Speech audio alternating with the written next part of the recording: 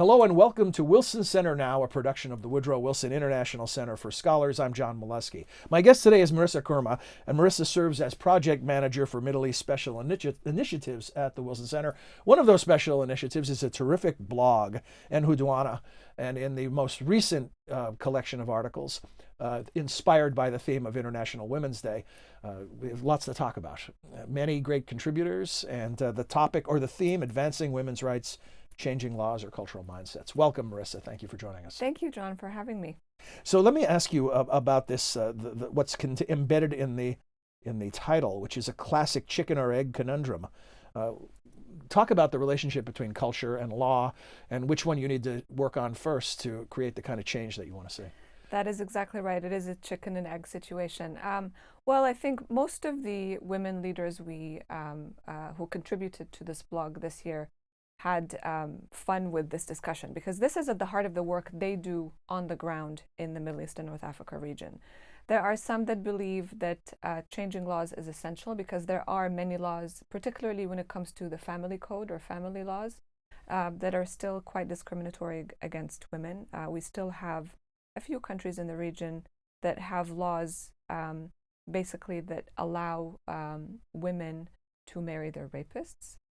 The so-called honor killing, penal codes have been changing, but there's a lot more work to do to reform legislation. So this is essential because you need the law to protect women's rights. But at the same time, you need to ensure that these laws are being implemented. And sometimes, the barrier is a cultural mindset. Most of these countries are conservative countries. The cultural context is conservative. And so you need a lot more work at the grassroots level beyond just, parliament and changing laws to slowly change cultural mindsets. And there are, many women who are very creative.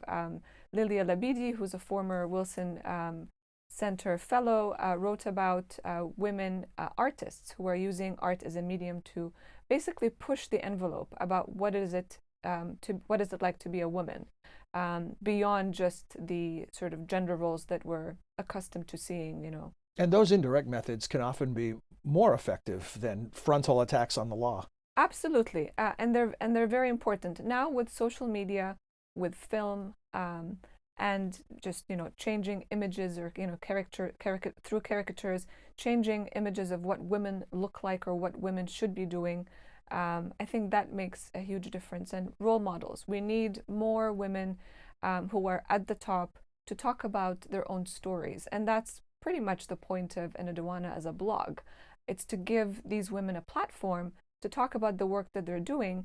And to slowly start breaking barriers about what women can accomplish in a region that is known to, that has witnessed sort of the lowest rankings when it comes to women's participation in the economy, for example, or in politics, right, worldwide. Well, all these things you talk about, I'm reminded of a parallel of the American Civil Rights Movement. There's a biography of Thurgood Marshall written by Juan Williams, in which he talks about that Marshall somewhat resented the attention that Martin Luther King got for his efforts, because Marshall believed it was all about changing the law, not just changing the culture or public opinion. But what most historians say is it's not either or, it's and both. You have to work it from all angles, and you bring up other things like the arts. There's more than one way to skin a cat, so to speak. So tell us about some of the other contributors in this batch of articles and what they've written about. The very exciting contributors this year. The first Emirati ballerina, which I think whose story I think is very inspiring, because by sort of pushing the envelope, and when you're a ballerina, you're not covered from head to toe. You're wearing ballerina outfits, right? And so she writes about how this was very difficult for her family and then people around in her community to accept. But then with time, and once she started accomplishing, through her art, then her performing art, more and more people started supporting, and then she became an icon.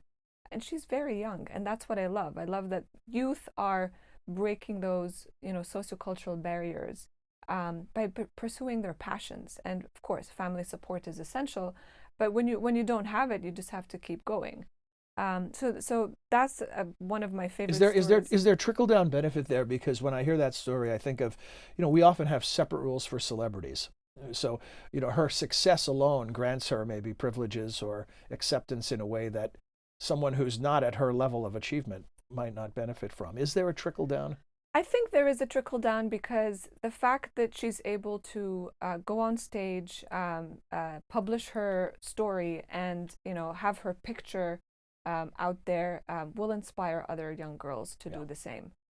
So I do believe in the trickle down effect, and going back to the importance of narrative, I wish more and more women would push the envelope through just telling their own stories, because we always feel that I can't do this. I haven't seen anyone else do it. It's too hard. But when you see other people do it, and challenge these stereotypes, then you get courage to do the You, same. you just described the magic of stories. If you make an Absolutely, argument, you're asking for a counter argument. If you tell a story, you're asking people to try it on for size and relate to the protagonist. absolutely. And going back to some of the other contributors, I think some of the most sort of sobering contributions were from Fatima al-Asrar, who's Yemeni American, because it sheds light on the reality of conflict, Mm. and how women become the most vulnerable population in conflict situations. We're seeing this in Yemen, we're seeing this obviously in Syria. More than half of the Syrian refugee population are women, and so they are most vulnerable, particularly in refugee camps, where despite the security that you have, they are still vulnerable. And so, unfortunately, that's also another sobering reality um, of the current situation in the Middle East. In Yemen, what was interesting, the Houthis, who are non-state actors, and have their own sort of women militant group that Fatima talks about in her piece, who are going against state law, but also tribal codes, and not only discriminating against women, but in certain cases, they're becoming aggressive Mm-hmm. and punishing women for going out of the home, for example. So those are very serious situations, and we just have to be reminded that there is this stark reality in the Middle East that we have to confront. You see that kind of pushback from traditionalists, which may be too forgiving of a word, toward people who want to see change and progress in every culture. I think the real important dividing line here is whether that pushback is violent or nonviolent. Absolutely, and that's the scary part when it comes to conflict and post-conflict situations. When you look at the unevenness across the region, what are the best success stories? Um, when it comes to sort of women's leadership, you mean in general? Yeah, well, I just the progress in rights in general. I mean, I think there are. It depends on what you're looking at, really, because I think in most of the Middle East and North African countries, we've seen um, education as the one sector in which most countries have achieved some sort of gender parity. That has not always translated into women's participation in the labor force. The region continues to be sort of to have one of the lowest female labor participation forces in the world. But other countries like the UAE, for example, have very high labor force participation rates for women. Other countries like Jordan, where I was born and bred, and unfortunately has one of the lowest participation rates for women, and this is despite having very high education rates. Mm-hmm. Women are surpassing men in tertiary education.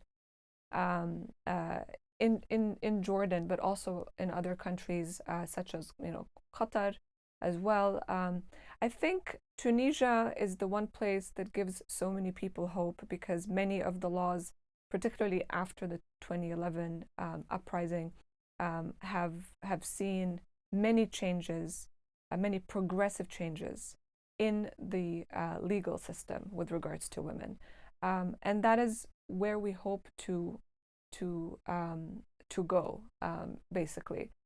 to reform some of these laws, particularly family status laws that tend to rob women of their basic rights. When you look at the challenges through the lens of generational thinking, is it a more hopeful scenario when you look at younger people? Has that culture started to change in more dynamic ways?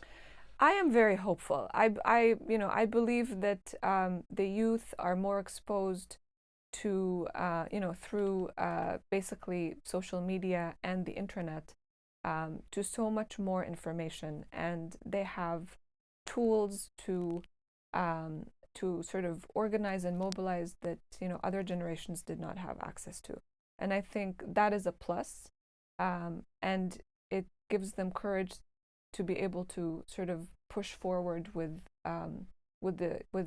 where they want to be in terms of women's rights. So for people who are interested in the blog, where can they find it? Well, it is on the Wilson Center page, of course, under the Middle East program, and I encourage you to read, particularly this year's contributions. I think are fascinating. Well, it's really impressive the people you've been able to bring to the project. Yes, from Algeria, Morocco, Egypt, Libya, Jordan, Saudi Arabia, Israel, Bahrain, the UAE. I mean, and I think and then Syria. So and Yemen. So it's a really good list this time, and we hope to have more contributions next time too. Well, before I let you go, we can bring you back to talk about this in more detail, but give us a little preview of the Middle East Women's Index and yes, we're what your plans are. Very proud and very excited to be launching this very soon, in the next 2 weeks actually, the Middle East Women Leaders Index, which is a quantitative tool that measures women's leadership in the public sector in the MENA region. It's very unique because it's the first sort of index to put together all this data. And we're not just sort of measuring where women are in terms of their positions. We're looking at basically the barriers, as well as other policies that have facilitated women's sort of rise to the top. We're also looking at how much decision-making power they have. So we'll talk about this in more detail, hopefully at another opportunity. But I think that we often see women ministers, handling portfolios such as social development, Minister of Culture, that are very important, but they're sort of typecasting. Exactly. They're called feminine ministries because they don't even have big budgets or decision-making authority, or big decision-making power. So we want to be able to see women across these functional areas in defense and the economy or energy. There are a few countries that are obviously doing a lot better, but to be continued, I guess. Yes, absolutely. And congratulations on that. And good luck with the launch. I hope it goes well. Thank you. We look forward to having you back to talk about it, as you suggested, in more detail. Absolutely. Thank you, John. Thank you, Merissa. Our guest, Merissa Khurma. You can find her work and more about all these projects we talked about today at wilsoncenter.org under the Middle East program. And we hope you enjoyed this edition of Wilson Center Now, and that you'll join us again soon. Until then, for all of us at the Center, I'm John Molesky. Thanks for being here.